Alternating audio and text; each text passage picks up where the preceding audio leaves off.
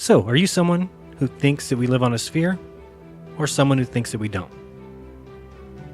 You might think that NASA tells the truth and man has been to the moon, or you may think NASA lies, fakes space, steals minds, and steals money.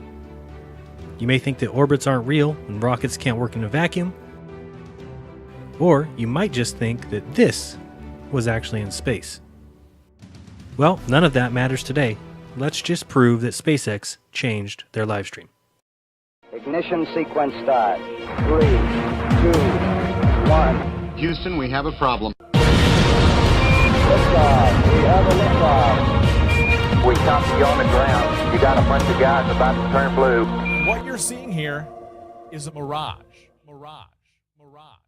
What's going on, everyone? It's Jaronism, back with another video for you today. Really quick, I've had people email me and contact me asking me to prove my accusations against SpaceX, and understandably, they don't want to have to sit through and watch my 2-hour video or whatever it was. So this is just a very simple, short, evidence-based video that cannot be argued. Let's get right to it. First, facts are facts. Let's go through a few facts. February 6, 2018, SpaceX had their live stream as they launched their test of the Falcon Heavy from Cape Canaveral. Number 1, SpaceX trimmed portions of their live stream. Now usually this is okay unless you read the Google policy, in which case it states that no video with over 100,000 views has the ability to save any of their changes. At the time, SpaceX had several million more views than the allowable 100,000. Yet anyway, they were able to save their changes when they trimmed their video. Number 2, SpaceX inserted new video over the original stream. What's the problem with this? Well, it's not allowed ever by anyone or any channel. In fact, how is it even done?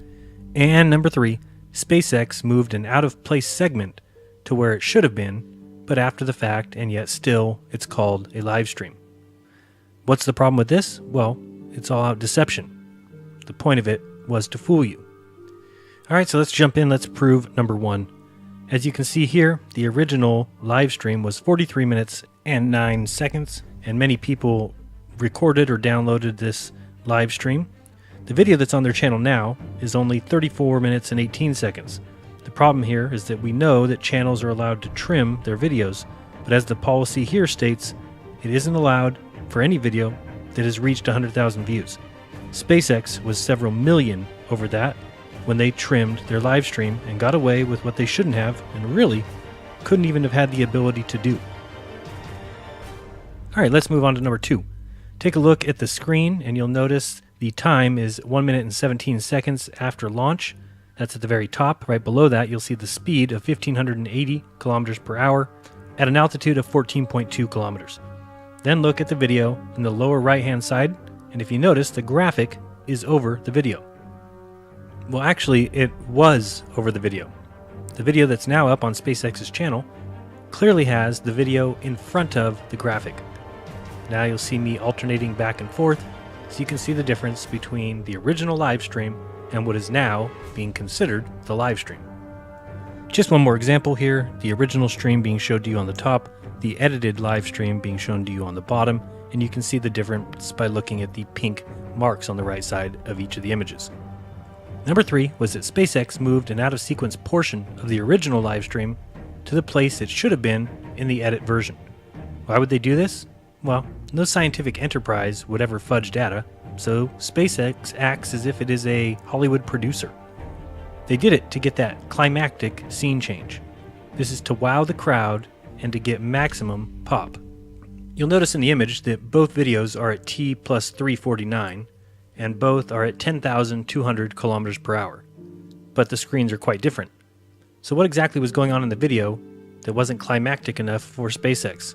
Let's watch the original live stream first, and remember to wait for 10,200 kilometers per hour.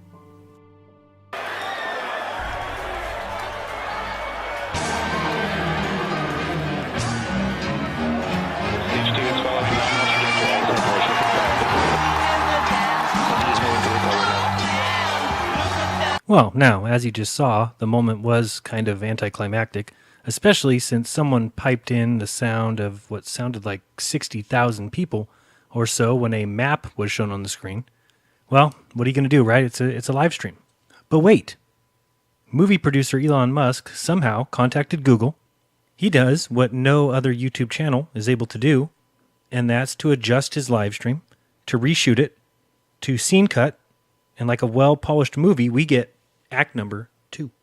Remember to wait for that climactic moment at 10,200 kilometers per hour.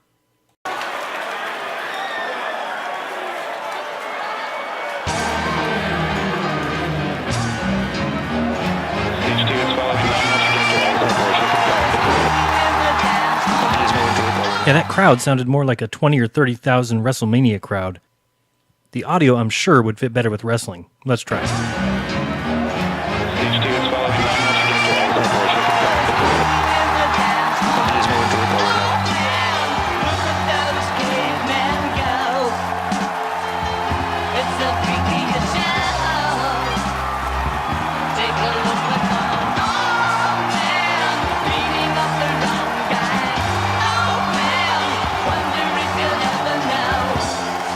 Booster, boost back, shutdown. Center core, boost back, burn, shutdown.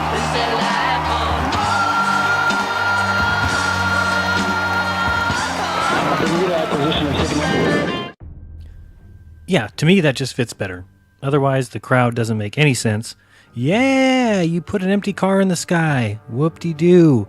Nobody tell the little millennials that 46 years ago, NASA put a little car on the moon 240,000 miles away on a foreign rock, and they played golf, and they drove that little car around.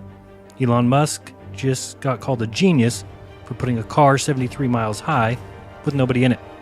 No one to play golf, nowhere for it to land, nowhere for it to drive around.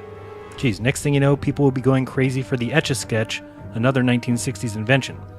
Boy, have we come far. Well, not all of us. So here we have the current video on the SpaceX channel with 20 million views. Still no mention of the swap or the live stream edit, as if that makes any sense. Still with the original URL. Why wouldn't you just re-upload a video of corrections and have both up like everyone else has to do? Nope, instead they made edits to live video, essentially changing history.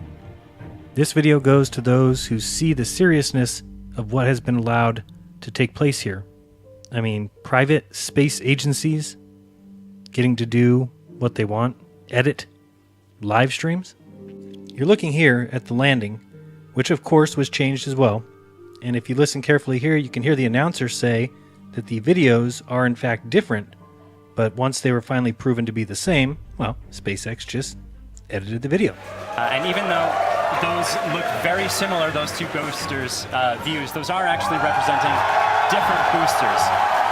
They're heading towards Earth. They're about to begin their landing burns. Now, does this prove that SpaceX faked anything? No. Does it prove any of it was CGI? No. So what exactly does it prove? Well, it proves that Google allowed SpaceX, a private company, to do something against YouTube's policy, and something that none of us should be okay with. It's something that no other channel is allowed to do. Who edits live video? Does the NFL, MLB, NHL, WWE, or the NBA? No. Does Reds Rhetoric, Sean Hufford, Slice Barkane, or Soundly? No. Nathan Oakley, Globebusters, Iron Rail Media, or anyone else on YouTube? And the Falcons have landed. LZ1, LZ2, both side boosters, all touchdown. Landing off Nope. None of them. Interesting. Seems like there's only one dirtball that has tried to change live video and got away with it. That dirtball is Elon Musk. Well, I think it looks so ridiculous and impossible. And you can tell it's real because it looks so fake, honestly. You can tell it's real. You can tell it's real. You can tell it's real because it looks so fake. Because it looks so fake. Because it looks so fake. Because it looks so fake. Because it looks so fake. Because it looks so fake. Because it looks so fake. Because it looks so fake. Because it looks so fake. Because it looks so fake.